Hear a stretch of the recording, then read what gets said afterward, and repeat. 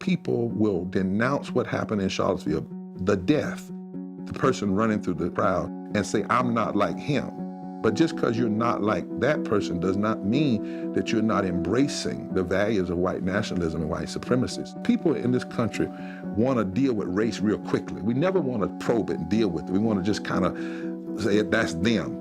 And one of the things I think we have to do is understand that. To denounce hate is not necessarily to denounce white supremacy. If statues come down, racism can still be up. There are a lot of those who think that racism is merely about personal interaction.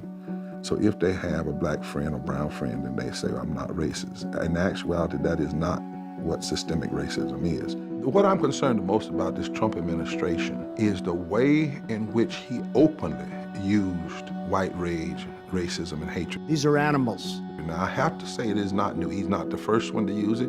It's as American as apple pie.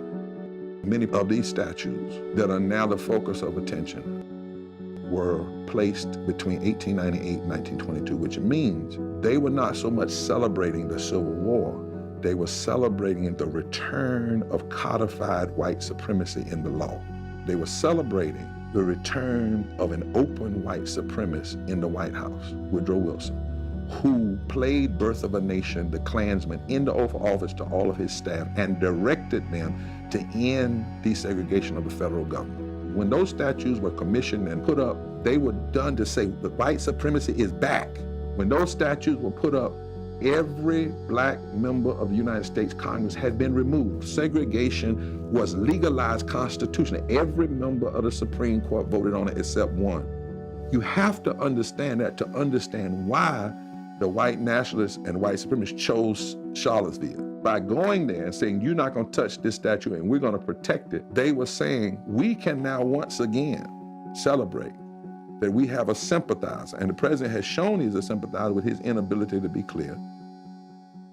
What precipitated the rise and the boldness of white nationalism and white supremacists in this particular moment was not merely Trump talking ugly, it was the policy direction, the mean-spiritedness and that lined up with the policy directives of white nationalism. That's what's really going on.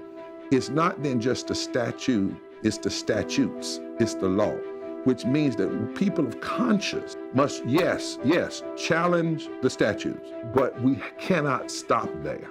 We have to challenge the way in which the policies of white supremacy and white nationalism is flowing through our state capitals and many policies in our United States Congress, but it doesn't sound like white supremacy.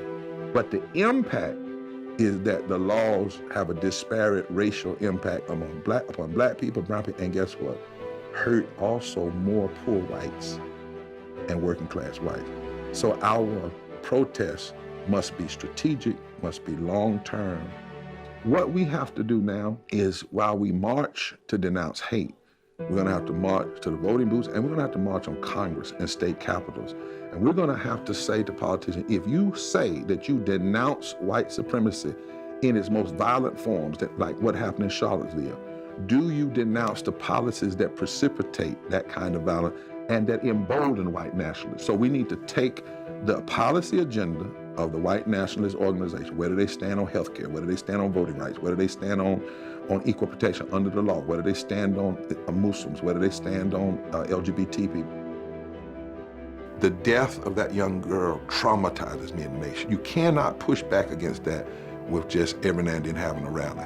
You have to have a long-term movement that names the issues and then challenges them with a deep moral argument, not just a political argument. There is a moral movement rising in this country that is saying Dr. King is dead, Faneuil Hamer is dead, Rabbi Heschel is dead, Dorothy Day is dead, Harriet Tubman is dead, Elizabeth Cady Stanton is dead, Frederick Douglass is dead, but we are their children, and it is time now for us to raise our moral dissent. It is time for us to believe in our moral dreams, and it is time for us to be the moral defibrillators that revive the heart of this country.